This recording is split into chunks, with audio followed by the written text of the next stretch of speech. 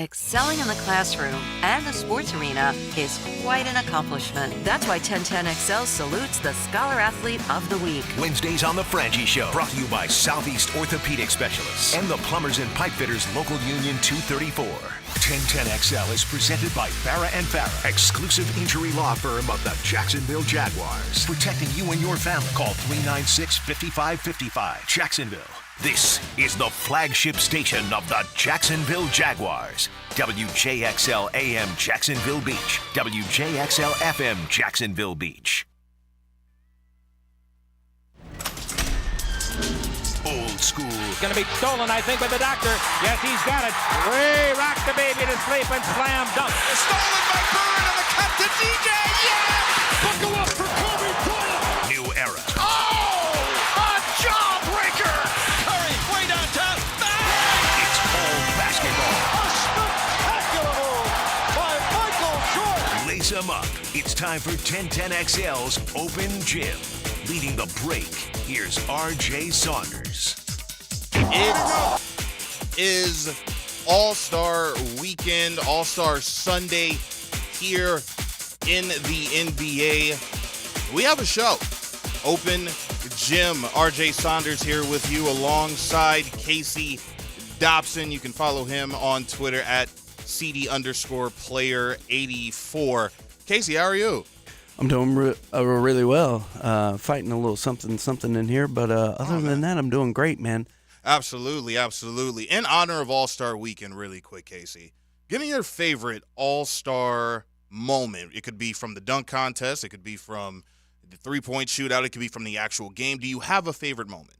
I do. So I was thinking about this. All right, so are you familiar with a movie? You may be too young. Are you familiar with a movie called it's about the babies that are talking. I'm drawing a blank now. It's with John Travolta. It's a little bit older movie. Mm-hmm. Anyways, the young girl, she's standing in front of the TV and she's watching the basketball players dunk. And the whole reason that she's watching is because she thinks that they can fly. Well, I'm that kid, okay? I love watching the dunks and the dunk contest. Unfortunately, I didn't watch it last night, but I do know that the Magic were represented very well. Absolutely. But yeah, the dunk contest, because I started thinking about it. Brother, I can't even jump to a conclusion, okay? So I'm not getting up there. All right, so I got to probably ride somebody's back and hope that I can make that. So yeah, I like watching the dunks. Absolutely. And speaking of the dunk contest, Mac McClung of the G League's Osceola Magic defended his dunk contest title. We also had a defending champion defend his three-point contest title in Damian Lillard. The last player to successfully go back-to-back in the three-point contest, Jason Kapono. Do you guys remember that name from the Toronto Raptors? Jason Kapono, the last guy to do so. Team Indiana won the skills competition on Saturday night, and Team Jalen Rose would win the rookie-sophomore challenge, and Indiana's own Benedict Mathurin winning the MVP. So Indiana showing up and showing out as the host city during All-Star Weekend. The All-Star Game, the 73rd All-Star Game, will be tonight at 8 p.m. And that's really what I want to talk about in our opening segment here. I've been watching the All-Star Weekend, and has it lost its luster a little bit to you guys? I mean, I'm not trying to be the get-off-my-lawn guy because, to be honest with you, I'm born in 95, and 95 to present day, this is honestly my era. And I don't want to do the whole NBA is about moments thing. We did that last week. However, it used to feel that once upon a time, the NBA All-Star Game was an opportunity for players to send a message to one another. And there used to be storylines galore during the All-Star Weekend, and they just, at least to me, they don't feel as if they're there anymore. And Jamal Crawford has repeatedly said, as we've gotten closer to the All-Star Game, this line of there's a game within the game.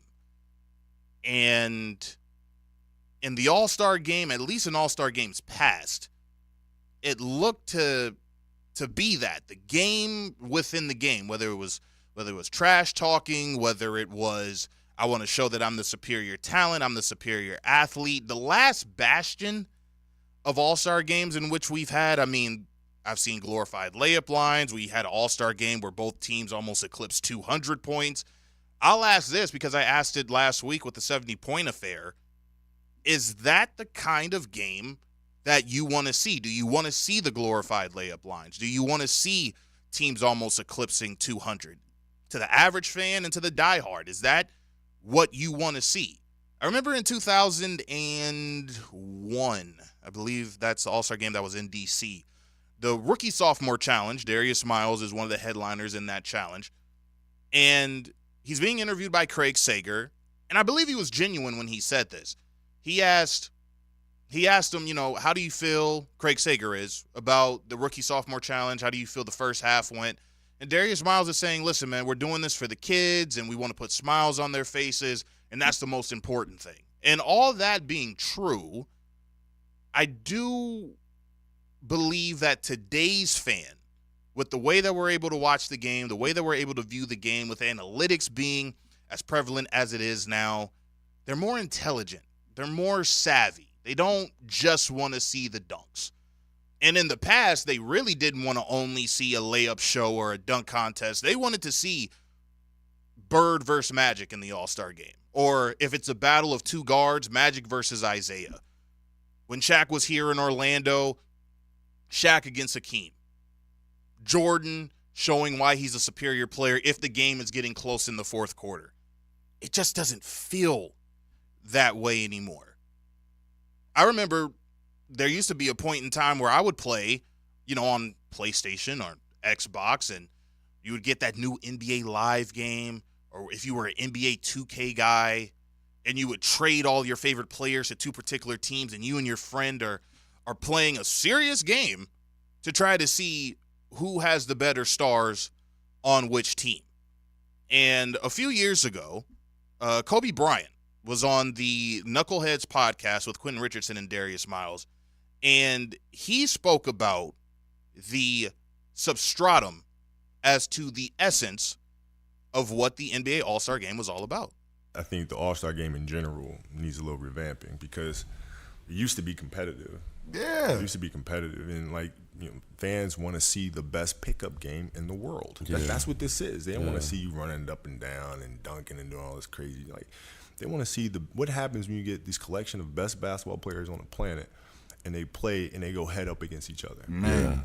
I mean, you guys play harder at a pickup game in UCLA. For real. It ain't billions of people watching. For real. Definitely do. You know what I'm saying? Definitely do. They gotta So I turn think it the up. All-Star game needs a little changing. I always loved competing in them. I didn't lose many of them. Remember when I spoke about storylines? And look what Kobe says right there. To give a quick Kobe story. The year's 1998, All-Star Games in New York. The big storyline here is heir versus heir apparent. Michael Jordan is setting the league on fire. He took his year and a half off. He's won 2 championships in a row. He's going for a third. And here comes this kid that is walking, talking, and moving like Michael Jordan. And the NBA had tried for years to try to put a stamp on Michael Jordan and who would be the next Michael Jordan. We heard names like Grant Hill, Harold Miner, Michael Finley because of the Chicago connection that he had with Michael Jordan. But there was something eerily similar between Michael Jordan and Kobe Bryant. And on the biggest stage in the world, we're going to be able to see the young gun versus who we all argue is the greatest player of all time. That was a great storyline there. And of course, Michael Jordan showed why he was a superior player when the game got close. We don't see that anymore. 2009, let me fast forward you there. Everybody is assuming that it's going to be the Los Angeles Lakers versus the Cleveland Cavaliers in the NBA Finals. LeBron, Kobe. This is what we want to see in the All-Star game. If the game gets close, we want to see LeBron versus Kobe. This is going to be the prelude to what we assume is going to be the NBA Finals. Unfortunately, Cleveland didn't make it to the NBA Finals that year. It would be the Orlando Magic, but that felt that was the storyline that was being pushed by the media, by NBA fans, and then you also had a a game within the game on that. Shaq and Kobe back together for one final All-Star game. Phil Jackson's the head coach. Don't feel that anymore. Larry Bird, remember that All-Star game where Larry Bird is in the three-point shootout and he's saying, which one of you guys are going to come in second place? I'm going to win, but I'm just trying to figure out who's going to come in second place. Supreme confidence, supreme talent by Larry Bird. 2003 in Atlanta, Michael Jordan, the old gunslinger, back for one last fight. And he hits that fadeaway jumper over Sean Marion in overtime to give him the lead. And I'll get to that story later in the show because there's a funny story about Michael Jordan hitting that fadeaway jumper and then Kobe hitting 2 free throws for it to go in the double OT where the West would win. And Kevin Garnett would get the MVP in that game. But didn't that feel like a great storyline? And the old man back for one more go? Are guys nowadays afraid to get embarrassed? Quickly before we go to break, I want to play you this because I don't think that a lot of people knew about this in 1963. Here's Bill Russell talking about his game within the game when it came to the All-Star game. The MVP of the 63 All-Star game in Los Angeles. That was one of the great experiences for me. How come? I invited my father to come to the All-Star game.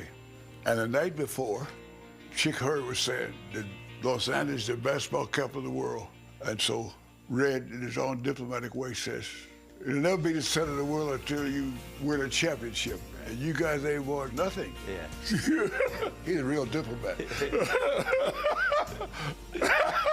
so I laughed so hard. And so on the way home from the dinner, my father said, yeah, they ought to shut up about that.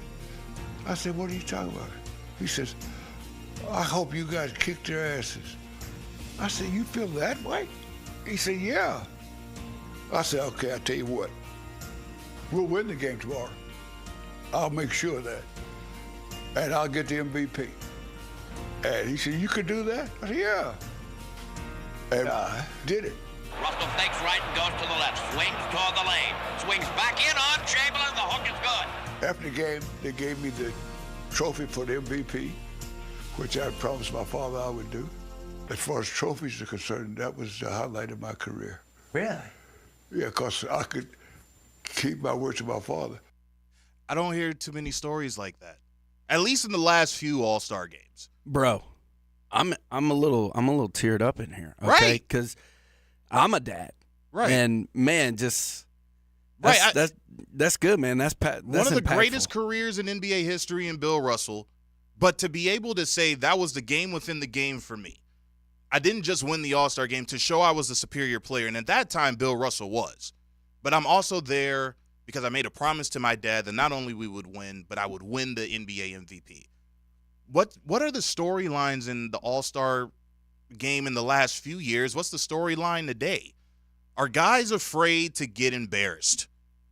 Are guys afraid to not become friends with one another if they outplay a guy who they work out with in the summer? Remember the Kobe clip we just played earlier where he says you guys go harder at a pickup game at UCLA? They really do. We see the videos on Ball is Life. Jamal Crawford has his crossover league in Seattle. The Drew League's becoming one of the biggest leagues in the entire country, and it takes place in Los Angeles. You also have those Rucker Park games that we see every so often. Rico Hines in UCLA has his invitation-only basketball runs. And it seems like the NBA superstars show why they are the superstars. Now, one guy did get embarrassed in Denzel Valentine one year by Frank Nitti, but we don't bring that up because I don't know where Denzel Valentine is now. But he's not in the NBA. He's not playing for the Chicago Bulls anymore. But he did get embarrassed by Frank Nitti. But we don't see that anymore. How would you make the All-Star game better? Am I crazy by saying it's lost its luster? If so, hit us up on the text line, 641-1010. And also give us your favorite NBA All-Star moment. But when we return, we're going to talk to Jake Chapman. He's the radio play-by-play voice for the Orlando Magic. The Magic are looking to make a push to get into the playoffs and not have to get there via the play-in game. And their second half of the schedule doesn't look all that tough, at least to me. Am I crazy about that? Jake Chapman will talk all that and more as the Open Gym continues on 1010XL and 92.5 FM. It's more than a game. No matter how talented you are, it still comes down to that brotherhood of playing for one another. 1010XL. It's why we play. Get ready for the Players' Championship, March 12th through 17th at TPC Sawgrass. Don't miss your chance to watch the PGA Tour's best compete to etch their name in history while enjoying a vibrant social scene. From local bites to the latest merchandise available in the PGA Tour fan shop, the Players offers the ultimate experience for everyone to enjoy. Secure your spot today. Tickets are on sale now at theplayers.com. A customer with an older home and galvanized piping called saying they had poor water pressure. It smelled bad and was discolored. So we at Duck Duck Rooter sent a highly skilled manager to discuss options. How repiping the water lines would solve the issues. The result? Clean flowing water. Call for your free estimate, 904-862-6769. Visit DuckDuckRooter.com. Proud partner of the Jacksonville Jags. Serving commercial and residential, fully insured and certified plumbing contractor. When an all-pro lineman serves up sausage and stories, it's gotta be Lunch with Leon. When you're an NFL player, you do a lot of dumb things. Brought to you by the Sausage Dudes. Sausage with a purpose. Weekdays on 1010XL. The Bulls are back in town and taking over Jacksonville. Get ready for bull bucking mayhem at VyStar Veterans Memorial Arena, February 23rd and 24th. U.S. Border Patrol PBR Jacksonville is bringing the city 2 nights of bull riding action, featuring the most electric 8 seconds in sports. Come see the toughest sport on dirt at VyStar Veterans Memorial Arena, February 23rd and 24th. Get your tickets today at PBR.com or Ticketmaster. Frank Franzi here for Stanley Pools. There's a reason so many of my friends and our listeners have had Stanley Pools build their pools and now maintain their pools, because Stanley Pools truly cares about their customers. Stanley Pools is locally owned and has been serving our community for 35 years. For all of your pool needs, call Stanley Pools at 269-7277. That's Stanley Pools, a family tradition of fine swimming pools. 269-7277, or find them online at stanleypoolsfl.com. 1010XL is presented by Farah and Farah, exclusive injury law firm of the Jacksonville Jaguars. Protecting you and your family. Call 396-5555. Jacksonville, it's all hoops. Open Gym on 1010XL.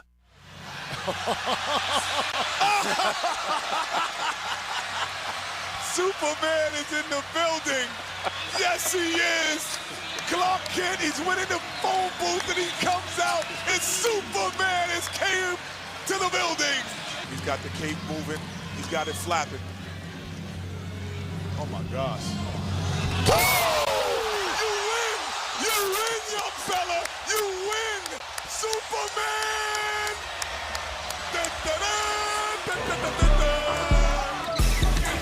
Hill delivering to...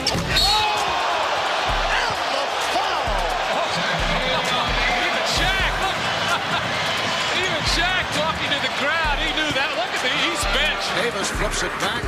Shot clock down to 5. Ready for put back forward, and it's put down. Tracy McGrady going.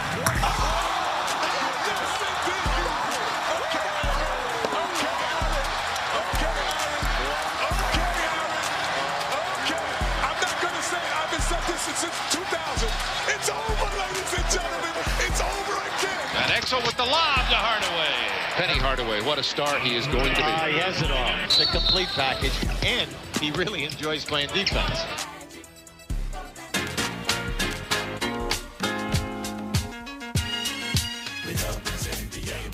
It's all hoops. Open Gym on 1010XL.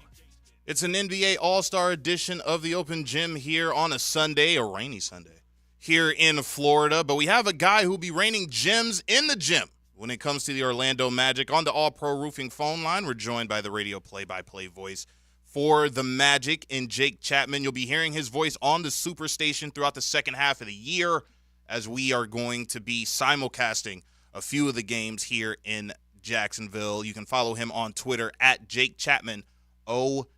Jake, thanks for a couple minutes. Hey, no problem. How you guys doing? Good, good, good. Enjoying this All-Star Sunday. And in honor of All-Star Sunday, before we get to this year's team, I just wanted to ask you, do you have a favorite Orlando Magic All-Star weekend moment? Oh, a favorite Magic All-Star weekend moment. That's a good one. I'll go back probably to when I was a kid and just Penny and Shaq, and specifically those jerseys. Remember the Phoenix All-Star weekend and those jerseys? They just like are emblazoned into my head. And I grew up in Cleveland, Ohio, and we just had Shaq night on last Tuesday, and it sort of flooded back all of those memories of how cool those teams were. I had all the stuff. I had the Magic starter hat. I had the Shaq jersey. I had the Penny shoes. Those were they were like rock stars in the mid-'90s. And them and the Hornets were the two teams that everybody across the country loved, partially just because of the colors and the gear, right? I was 10 years old. But Shaq and Penny and Blue Chips and that whole time was special. So I'll go back to just that Phoenix All-Star weekend and those jerseys. I still think the coolest All-Star jerseys ever. As much as I loved back in the day the NBA allowing the players to wear their normal jerseys that they wear throughout the season, those jerseys that they were creative with, especially the ones in Phoenix, forever blaze in my mind as well. I love those jerseys. Jake Chapman with us. He's the radio play-by-play voice of the Orlando Magic. So this year's team, they're currently 30-25 this season, and they're in the play-in bracket if the season ended today, but they aren't far off from teams such as New York or Philadelphia or Indiana, who are in those 4th, 5th, and 6th seeds. And Orlando, if they're able to make a push this second half of the year, they may be able to avoid that play-in and get into the playoffs outright. What's been your assessment of the Orlando Magic in the first half of the year? Yeah, I think you figure you're ahead of schedule, especially with the injuries, with how well Paolo's obviously playing. Franz now in year 3. I feel like you have a really good base. Jalen has taken a big step this year as well, Jalen Suggs. So I think, if you had asked me before the season started, All-Star break at 30-25 and in the top 10 in the Eastern Conference, or at the very least 5 games above 500, if you had told me that, regardless of where you're seated, that's a win. And so, and you've obviously dealt with injury issues so far this year. So I look at some of those teams ahead of us and I go, okay, injuries to Philly, injuries to New York, Milwaukee's kind of been sort of iffy. We have played well in one season series, or at least are up in season series with Indiana and New York. Right. We won the season series with New York over the course of the last few days. So I think it's all there in front of you, and it is a mad dash coming out of the All-Star break. We've got 27 games left. It's going to go fast. So to be rested, to be healthy as we are right now, I think we're in a pretty good spot to maybe make the charge. At the beginning of the year, I think play-in was sort of the realistic goal, and now I think you're in a situation here where, that would be an absolute win if you could secure a first-round playoff series, get into that top 6. That's, I think, the goal from here on out, and it's very attainable. Absolutely, and this is where I'm looking at their schedule for the second half of the season. And, you'll have your tough matchups. Of course, they'll play the Clippers. You also have a game against the Bucks. You open up the second half of the season against the Cavs, and that's going to be a tough out. But you do have 2 games against teams like Detroit. You have 2 games against teams like Charlotte. You got a game against the Grizzlies. You got a game against Portland. Am I wrong to say if this team stays healthy, that second half of the schedule isn't as tough as maybe few would make it out to be? No, and if you go by the numbers, if you look at Tankathon, it's technically the easiest remaining schedule, right, just when you cobble the win percentages of the 27 remaining games. You're right. There's games against Detroit. There's a couple against Charlotte and Washington. Toronto has not necessarily lit the world on fire. They look a little bit – they just look like they're kind of retooling, and so you never know what that's going to look like the rest of the year. Absolutely. And this is the big kicker. There's an 8-game homestand the back half of March coming up here in about 3 weeks. And this team is and a lot of times young teams this team is substantially better at home than they are out on the road. I think – I don't have it in front of me. It's an 18-7 home record right now, maybe 17-7 in the first half of the season. So we've been much better in the friendly confines of Kia Center. And an 8-game homestand in March heading into the playoff push when everybody's kind of banged up. and sort of, you've got teams already at that point making plans for the off season, right? Because there's only a few weeks left. That could absolutely be a big boost. There's some tough teams. That's when the Western Conference, the Clippers come in and teams like that. But you can certainly make some headway as far as standings go in that 8-game homestand. Jake Chapman, our guest. He's the radio play-by-play voice for the Orlando Magic. You can follow him on Twitter at Jake Chapman OM. So Paolo Banchero playing the All-Star game tonight. We expect him to dazzle in this exhibition game. However, what do you want to see from him in particular the second half of this season for the Orlando Magic? Yeah, that's he's been so interesting these past couple of weeks because the scoring's been down, but the assists have been up, right. And that, if you watch, is largely because teams are sending doubles at him at a much higher frequency than they ever have. So I've been just blown away with, we knew he could score, but what happens when you're at the top of the scouting report, year two? It's so much harder to get better after a Rookie of the Year campaign, and he's done that. He's scoring at a much more efficient rate. But now coming off the ball, when he sees that double coming from all different places, there are times where Oklahoma City was sending it from everywhere. They're a really good defensive team. They've got all kinds of guys who play passing lanes like Shai Gilgeous-Alexander and Jalen Williams and Chet Holmgren. Obviously, they're just really solid defensively, and they stymied us in that game. And that was a game where, you weren't knocking down threes from the perimeter. The turnovers got going. But now with relative health, having Gary Harris on the floor and Jalen consistently and Jonathan Isaac in the fourth quarter to defend, and all of his teammates kind of taking the pressure off him, he has, I think, really grown by leaps and bounds of recognizing where those doubles are coming from, picking his spots, knowing when he should raise up for the long two or attack the bucket. He's just gotten so much smarter over the course of the season. I think the sky's the limit. Tonight, I don't know what to expect. It's the All-Star game. You never know. Right. And he's been carrying a very big load on his shoulders. He made no bones about it. He said, I hit the rookie wall last year, right around this time. And, that's not uncommon, but I think he's done a really good job of pacing himself this year, and he's really gotten better as the year's gone on, and that's pretty rare. He is something special. But the passing, that's what I've been most impressed with these last couple of weeks is his assist numbers, and recognizing how teams are defending him and then attacking that. When we talk about this Orlando Magic team, of course, we're always going to talk about the young duo in Paolo and Franz Wagner. However, Jalen Suggs has been having a very strong year for this Orlando Magic team and definitely is a piece in their rebuild and moving forward that's definitely going to be important for them. Just talk about his play this season. Yeah, it's really been it's been a huge jump. That year three jump, a lot of times after 2 years of the offensive production and the turnovers that you see from guys, you go, okay, like you're going to have to limit your role and you're going to have to really specialize in one or two things. I think he's done that a little bit, but also like he's just gotten smarter at like, okay, what's my role? So, and in year one, that was like wide open. I mean, we didn't have Paolo in year one with Jalen. Right. And he was the higher draft pick compared to Franz, right? So that, kind of understanding, okay, I'm not a lead guard. I'm going to be a floor spacer. I'm going to knock down threes when they're open, but I'm not going to attack the bucket like I did in year 1 and 2. He has kind of settled into that role on offense.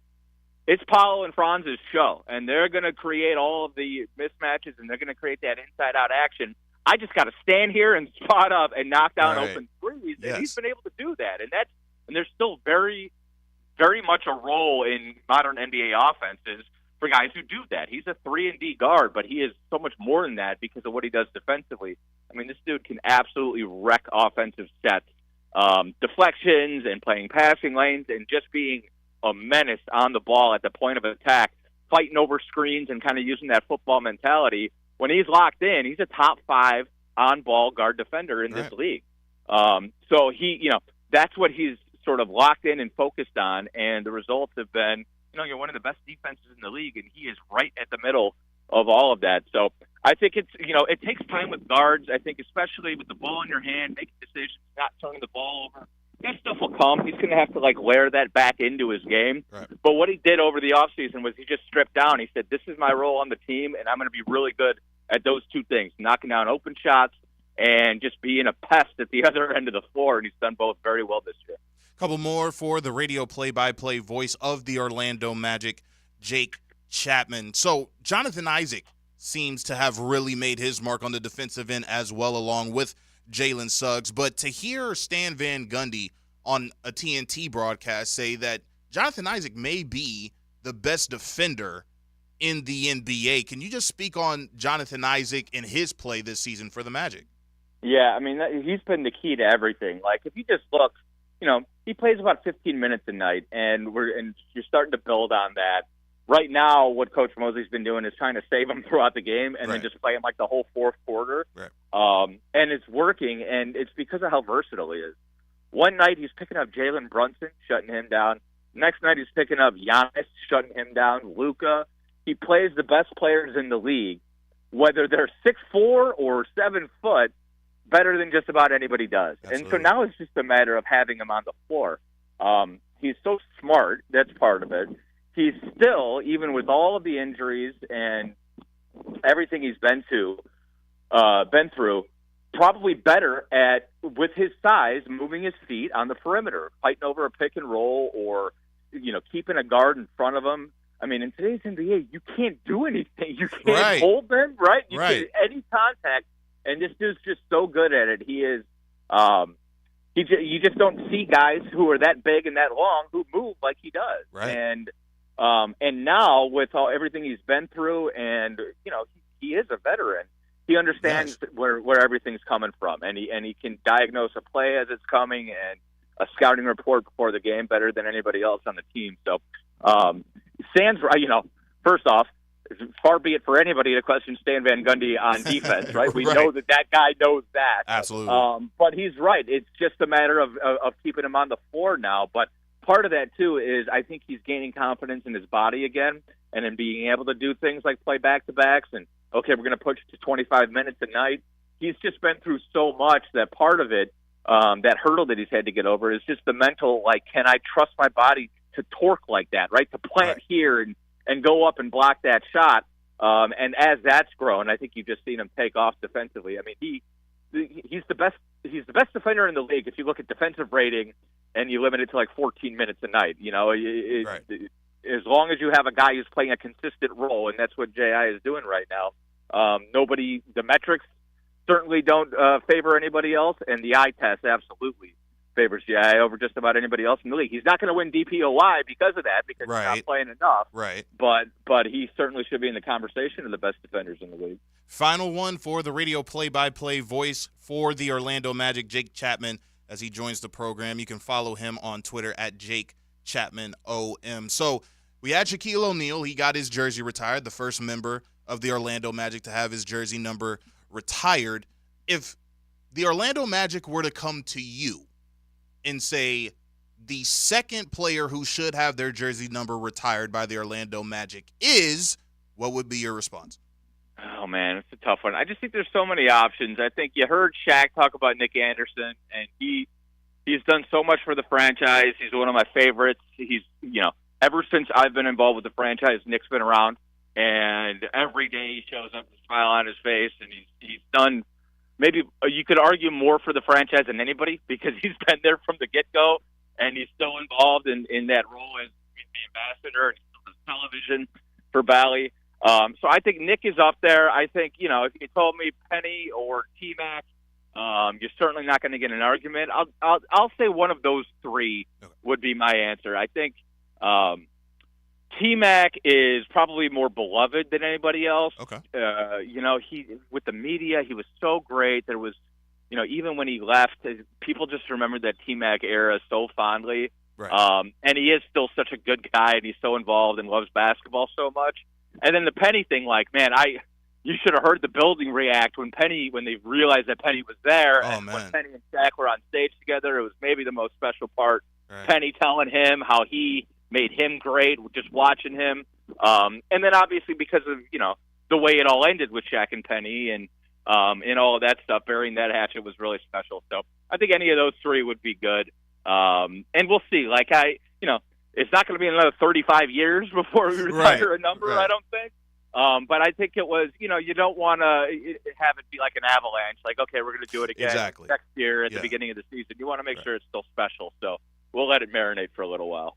That's Jake Chapman. He's the radio play-by-play voice for the Orlando Magic. Excited to hear him throughout the second half of the regular season as we will be simulcasting a few of the Orlando Magic games here on 1010XL. Jake, thank you so much, and good luck to you and the Orlando Magic the second half of the year. Anytime. Appreciate it. Jake Chapman, thanks for joining the program. Once we come back, of course, we got to talk Lakers basketball. You can think a kid from L.A. is not going to talk Lakers basketball here. Mike Trudell, the sideline reporter for the Los Angeles Lakers, will talk about the Lakers' second half of the year, and can they do it again? Can they go from a play-in team to a team that's one round away from making the NBA Finals? Mike Trudell, our guest on Open Gym. Everything you need to know about your Jacksonville Jaguars. Jaguars Today with Mike Dempsey and Fat Tony. Jaguars Today from the Jacksonville Orthopedic Institute studios. Every weekday from 10 to noon on 1010XL. How's Wingstop sound? Crispy, juicy, classic wings. Made to order, cooked to perfection. And sauced and tossed in those 11 soul-satisfying flavors. Paired with hand-cut seasoned fries, house-made honey mustard, blue cheese, or signature Wingstop ranch. And, of course, spicy Cajun fried corn. I think you've heard enough. Get your flavor delivered at wingstop.com. This is Hayes Carlion for QC Kinetics. Are you sick and tired of achy joints? Look, you need to call QC Kinetics today. They've got 2 great locations, Mandarin and Ponte Vedra Beach. Give them a call for a free consultation at 904-274-5522. That's 904-274-5522. Look, the state of healthcare is always changing. It's evolving, and old ideas like steroids and surgery, they're no longer your only options. Regenerative medicine at QC Kinetics is transforming lives with innovative, non-surgical, drug-free treatments that deliver lasting results. Knee pain, back pain, shoulder pain, arthritis, injury. Don't let this pain keep you from living your best life. QC Kinetics advanced state-of-the-art treatments harness and direct your body's natural ability to restore and repair damaged joint tissue. Give them a call today, QC Kinetics, 904-274-5522. We found the computer outlet, sir. Plug in. No static ever. Download the free 1010XL app for Apple and Android devices and take us with you wherever you go. I'm with Greg from Cycles of Jacksonville. I know Honda, they're so cool on the road and off the road, but guess what? Tell them about them being on the water. There is an all-new Honda boat coming out. We went out and partnered with Scout, who's been making the finest hulls in the business for years. They're fuel-efficient, dynamic, and class-leading. So Honda is in the boat business, and you will see boats coming to Cycles of Jacksonville soon. We will have them in the spring, ready to go. CyclesofJacksonville.com. Keep track of all of it. Find them on Atlantic near Regency. Hello, First Coast. I'm sure by now you have seen our bright green GFL trucks and containers throughout the greater Jacksonville area. We're an industry leader in solid waste and would love the opportunity to earn your business. We're committed to customer service, reliability, and have an unwavering focus on safety. Whether commercial or construction, let us haul your waste away. Call 904-760-5880 to get a quote today from GFL, Green for Life. Get ready for the Players' Championship, March 12th through 17th at TPC Sawgrass. Don't miss your chance to watch the PGA Tour's best compete to etch their name in history while enjoying a vibrant social scene. From local bites to the latest merchandise available in the PGA Tour fan shop, the Players offers the ultimate experience for everyone to enjoy. Secure your spot today. Tickets are on sale now at theplayers.com. Hoops fans, meet the Jacksonville 95ers, the city's newest basketball heroes. Get up close, grab autographs, snap photos, and feel the thrill. Wednesday, February 28th from 7 to 9 p.m. at Players Grill Mandarin. Players Grill, where the neighborhood meets. New and pre-owned firearms are always in stock at Beach's Jewelry and Pawn in Jacksonville Beach. Want a new sidearm or rifle? Brands like Kimbar, Smith & Wesson, Sig Sauer, and Beretta. No lines, no hassle. Beach's Jewelry and Pawn in Jacks Beach. 1010XL is presented by Farah & Farah, exclusive injury law firm of the Jacksonville Jaguars. Protecting you and your family. Call 396-5555. Jacksonville.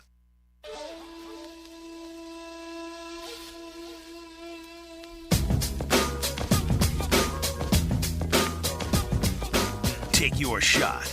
It's Open Gym on 1010XL. It's an All-Star Sunday edition of the Open Gym. RJ Saunders here with you. So glad you are with us. Dropping gems on the All-Pro Roofing phone line, Mike Trudell, the Los Angeles Lakers sideline reporter. You can follow him at Lakers Reporter on Twitter. And he's so kind enough to give us a few minutes here on the program. Mike, how are you? I'm doing well, man. What's happening? Well, it is All-Star Sunday, and this is one of the most wonderful times of the year when it comes to the NBA season, so can't complain on that front. And speaking of All-Star, before we ask you about the Lakers team this season, can you give us your favorite Lakers All-Star moment? Oh, man. Lakers All-Star moment. I suppose I'll just go to Kobe winning the slam dunk contest. Okay. That was young Kobe, brash, number 8.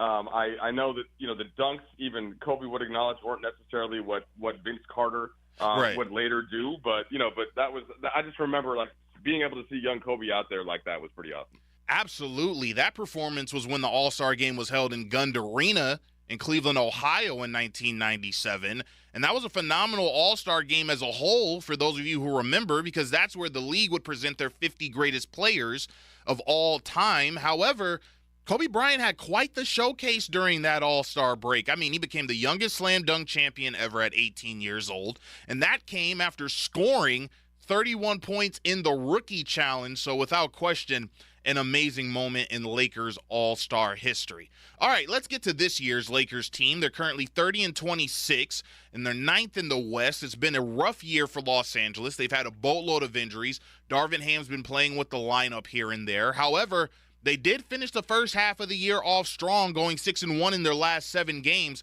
Mike, give us your assessment of the Lakers in the first half of the regular season. Well, I think the Lakers have gotten to a very good place. It may have taken them a little bit too long. I think that had they optimized the lineups and the rotations, and really just by playing bigger earlier, and that would have been either starting Rui Hachimura or starting Jared Vanderbilt over Taurean Prince. I think that could have led to more wins. Okay. But the fact that they're 4 games over 500 and playing good basketball, and have a chance to be mostly healthy after the break, even acknowledging that Vanderbilt and Vincent are 2 players that are both good players and they would like to have back that are still going to be out for a little bit. I think that they're in decent shape overall, and certainly can compete with and beat any team on any given night. Did the Lakers make the right decision, in your opinion, by standing pat at the trade deadline? Definitely. I think that, the way Rob Pelinka described it was just that you can't buy a house that's not for sale. And that's, I think that makes sense. But on the second side of that, the Lakers they were able to get a house for a extremely discounted price in Spencer Dinwiddie, where they didn't have to give anything up. They just signed him into the 15th roster spot that they had been keeping, which I thought was excellent. So, that to me, that's where you have to give credit to the front office. And that's part of what helps by just being the Lakers and having players want to come to you.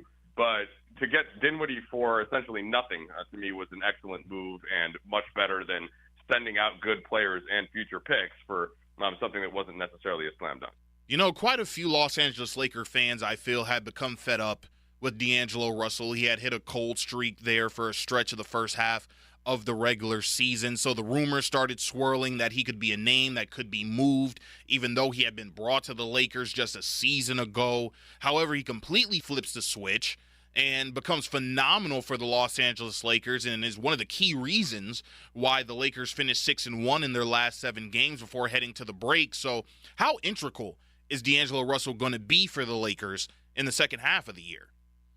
I always think that D'Angelo Russell is a better player than probably the reputation of D'Angelo Russell, and the Lakers have seen the benefits of that for the last couple of months. And he really did have the down December. I mean, it was rough for him. The shots weren't going in. Confidence necessarily wasn't at the same place as it typically is, and he just wasn't playing his best basketball for a variety of reasons. And at a certain point, I think 2 things happened. One, he just said, screw it. I'm just going to play. I'm going to be me. I'm going to be aggressive. And then he also met with Darvin Ham, and they had some discussions just about what he was seeing, what wasn't working for him, what he thought was working for the team and what wasn't. And once that got figured out from a mental standpoint, then you've got to see the skills of D'Angelo Russell. And he can shoot, he can pass, he can dribble. Like, he's got real basketball skills. There's a reason he was the number 2 overall pick. So those once he was able to kind of clear the mental, I think the physical has come along pretty easily. Absolutely. In 51 games played, D'Angelo Russell currently averaging 17.5 points to go along with 6 assists per game for the purple and gold. In the win against Utah, he had 11 points, 9 rebounds, and 17 assists in a 138-122 win over the Jazz. How do I know all this? Because he's on my fantasy team, so I have to remember these things. But let's go to his teammate really quick, Anthony Davis. Has this been the best season he's had in a Laker uniform, in your opinion? AD, to me, has always been great. I mean, the Lakers won a ridiculous number of games the first year that they got him, and they won the NBA title. Yes. And Anthony Davis was terrific the whole time. I mean, he's had stretches of every season where he's had this kind of dominance. I think the exceptional thing this year is that AD has just managed to stay healthy, and for all, or at least while he hasn't been healthy, he's been finding out ways to still play through the minor injuries that in the past sometimes would cost him a week or two and therefore affect his rhythm.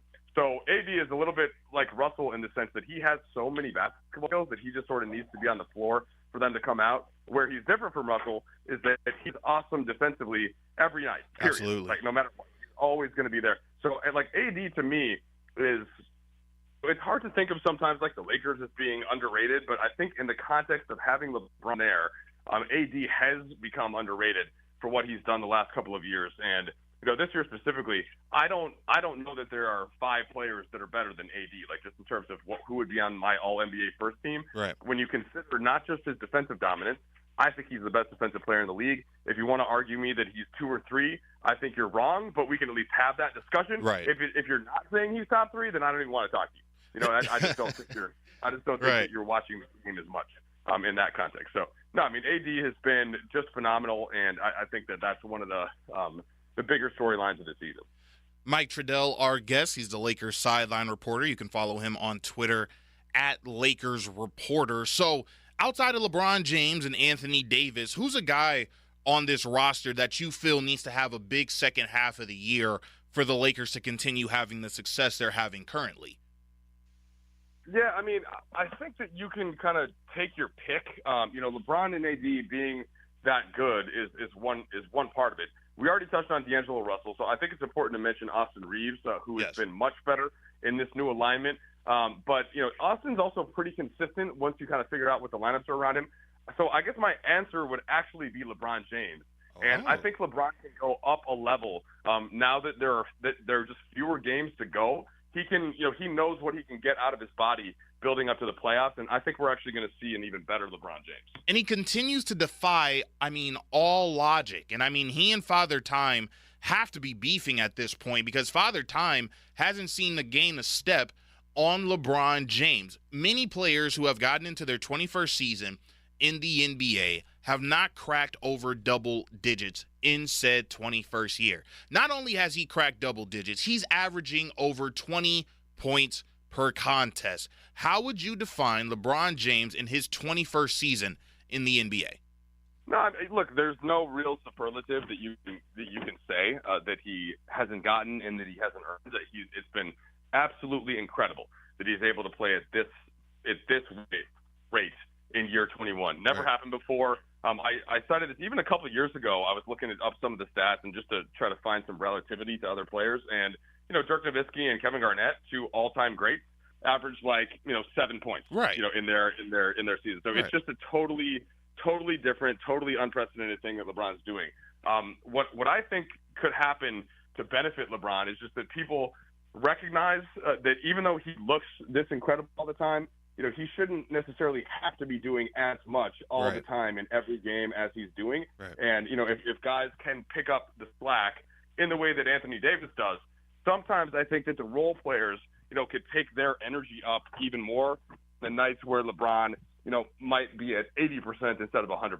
And that to me is just like sometimes when LeBron is not his complete best, let's say it's like a back-to-back. He didn't play this one at Utah, but that kind of a game. Right. That's where the other players have to say, hey, like LeBron, you still be you, but like I got you. I'm taking my game up another level to kind of at least understand and recognize a little bit what it is to be playing in year 21. Mike Trudell, our guest. He's the Lakers sideline reporter. You can follow him on Twitter at Lakers Reporter. A couple more questions for you before we get you out of here, Mike. Can the Lakers do this again? Last season, they made their trades, made it all the way to the Western Conference Finals, making the playoffs via the play-in game. And if the playoffs started today, they would be in 9th place and, again, would have to make the playoffs via the play-in games. Can they make another deep run in the playoffs if that's the route in which they have to go? I mean, they can. They can. Like, they've got enough talent. They have LeBron and AD. They've got good enough role players. It's just that the path is going to be more difficult as they're once again either playing out of the play-in or, if they exert the type of energy that it's going to require to get up to the 6th seed. And it's also just thinking about how good the Western Conference is and how talented the NBA is. Right. But they absolutely can. I think it would have been easier had they figured things out earlier in the year, right, and then they were able to, to have home court or to at least take the foot off the pedal a little bit for the last month and change of the season. I think that would have helped, and that's where they would have wanted to get to before the season started. They didn't get that done, but look, now they've got enough talent though to make a push. And if I'm one of those top 4 seeds, I'm not going to be super excited about having to play the Lakers in round 1. Final one for Mike Trudell. He's the Lakers sideline reporter. You can follow him on Twitter at Lakers Reporter. All right, so you said your favorite moment starting out this interview, your favorite Lakers all-star moment, was Kobe Bryant winning the dunk contest in 1997 in Cleveland. Fast forward a few years, we've unfortunately lost Kobe, and it still hurts to this very day that he is no longer with us. And just a few days ago, the Los Angeles Lakers unveiled their statue, in which they now have outside of Crypto.com arena for the Black Mamba. You were there, as well as his lovely wife, Vanessa. Phil Jackson shared a couple of words. Pau Gasol was also there, as well as a myriad of other Lakers who had either played with, coached, or drafted Kobe Bryant, as Jerry West also made an appearance. So what were your thoughts on the Kobe statue ceremony? And while I have you, do you have a favorite Kobe story that you can share with us? Well, the statue ceremony, I think the first thing you have to acknowledge, it's just still emotional and sad, and you can't help it have that be a part of the experience. But, then I think what you try to focus on is just this incredible legacy that he left. And that's like the Lakers, one thing that they're great at is knowing how to meet these types of moments. They just do it better than anybody else. Absolutely. Jeannie Buss and it's Linda Rambis and organizing things.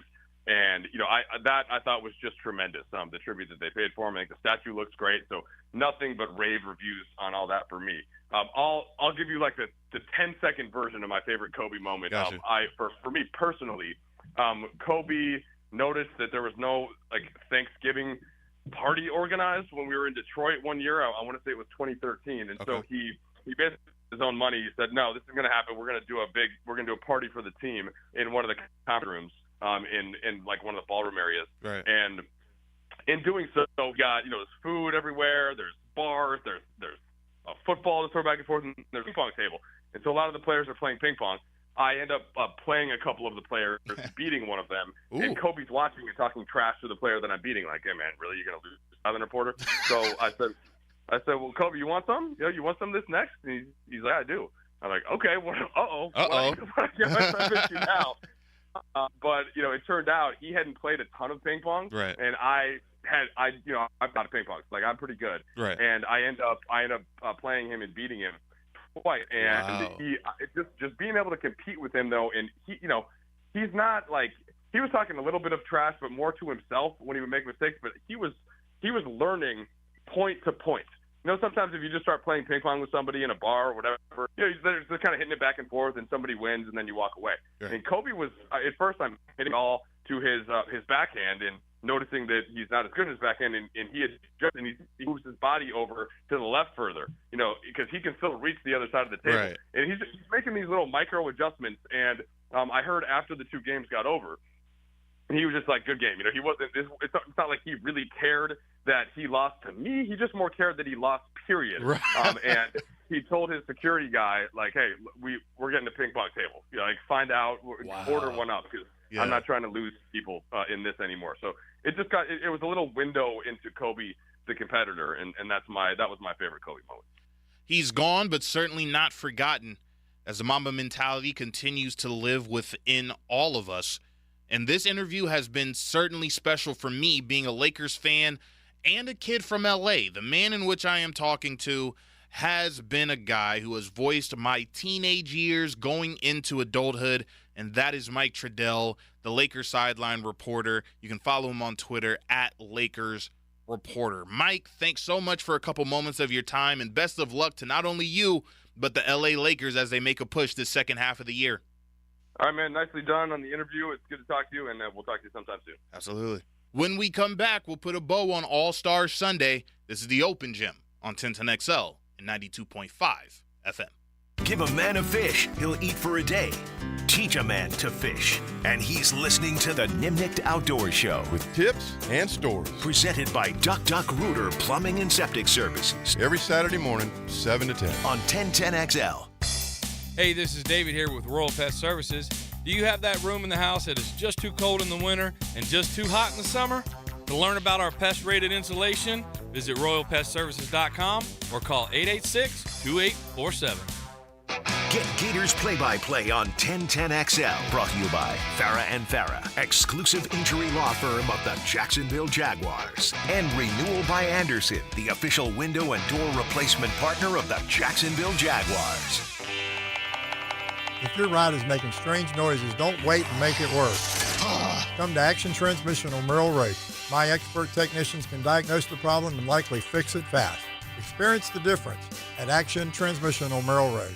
1010XL is presented by Farah and Farah, exclusive injury law firm of the Jacksonville Jaguars. Protecting you and your family. Call 396-5555. Jacksonville. Back to the action on Open Gym on 1010XL.